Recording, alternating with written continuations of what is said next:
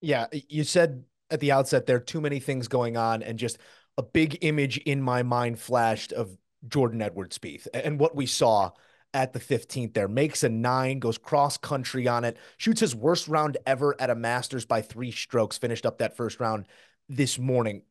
Patrick, I know it's not time yet to talk about the 89th playing of the Masters. We are in the midst of the 88th, but when do we stop saying, oh, it's Jordan, oh, it's Augusta, there's a chance? Because right now, there's no chance for this week. And obviously, a lot can happen in a year's time. But when does he start wearing on that benefit of the doubt?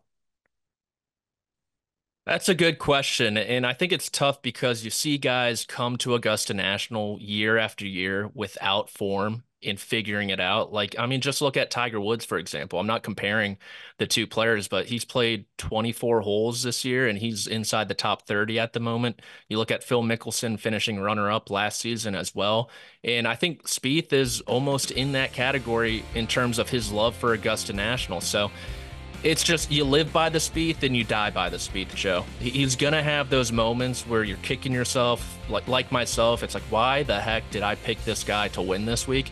And then he's gonna have moments where you're like, why the heck did I not pick this guy to win this week? And Yeah. unfortunately, this year is one of those moments where I look like an idiot. More times than not, that is the case, unfortunately. But I think you still got to give him the benefit of the doubt just because he has come into Augusta National before without any form and shown capable of winning. He's come in and won as well. But yeah, it's just overall, this guy hasn't won on the PGA Tour and coming in 2 years now. And so he's in that range of, is he just a guy or is he still one of these upper echelon players? And I honestly lean towards just a guy at this second. Yeah, and the hardest thing to figure out with him is, what is the problem? And when he solves a problem, which throughout his career he's done a really nice job of. I mean, he will go into an off season with a glaring weakness, he will fix it, and then something else will slip out. It's like playing the game whack-a-mole. You knock one down and another one pops up. And that's what seems to happen with Jordan Spieth. And this year, for the first time, we're seeing a really poor short game. I mean, he saw it at number 15 today. He chips it in the water. I've never seen Jordan Spieth do that. And then his wedge shot, he hits over the green right into the same spot again. So the short game is a real issue. If that's going to pop up and become a problem, especially over the course of a season, that you have to take that into consideration in the next Masters. Of course, there's so much time between now and then. We'll see. But Joe, I guess to answer your question in a simple way, I think the guaranteed Jordan Spieth plays well at Augusta is beyond us. So now I think we evaluate his form coming in a little more. Yeah. We take a little more realistic look at him. He is the human embodiment of the damn scene in Vegas Vacation. Clark plugs the one and then the other one, and then you plug that one and the other one.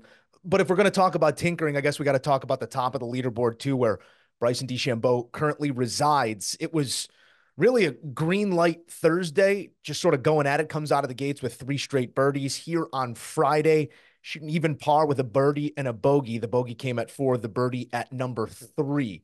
But if we're looking at DeChambeau and maybe some of the unknown that we came into the week with, just how taken back have you been by the way that round 1 and round 2 are so dissimilar, but still he's at the top of the leaderboard, Greg?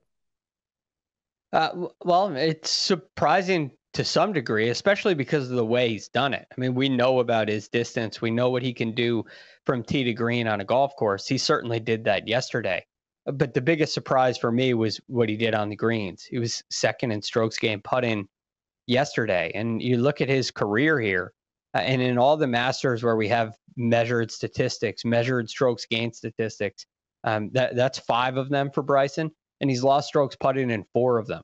You talk about the number of rounds that he's played, and in those 20 rounds, he's losing strokes putting in 16 of them.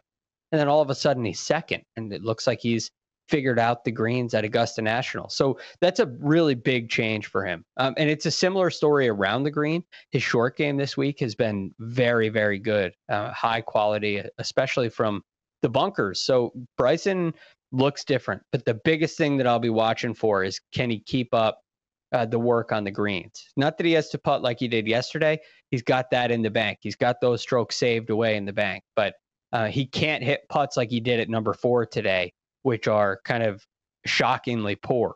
If he can avoid those, give himself good looks, then Bryson's going to be really tough to beat.